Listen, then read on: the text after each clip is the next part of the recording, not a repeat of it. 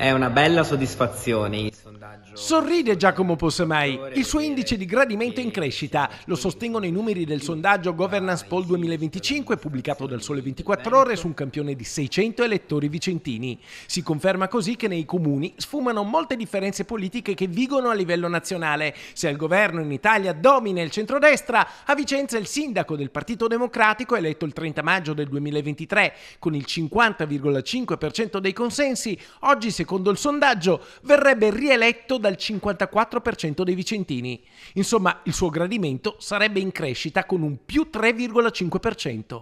Siamo quelli che sono cresciuti di più tra i sindaci, tra le amministrazioni del Veneto, ma è altrettanto vero che non ho mai creduto troppo ai sondaggi. Il sondaggio a cui credo di più è quello in mezzo alla gente, il fatto di essere sempre con i vicentini. Oggi Possamai, secondo il sondaggio, con un gradimento del 54% degli intervistati, supererebbe la soglia del 50% più 1 che garantisce la rielezione, una soglia di consenso che viene oltrepassata da 83 amministratori sui 97 monitorati in Italia, vale a dire dall'85,5%. In Veneto Possamai, 52esimo a livello nazionale, si classifica quarto, dietro a Mario Conte di Treviso che ha un gradimento del 60%, Valeria Cittadini di Rovigo con il 59% e Sergio Giordani di Padova che segna il 56%. Più sotto di quello di Vicenza si classificano nell'ordine i sindaci di Belluno, Venezia e Verona.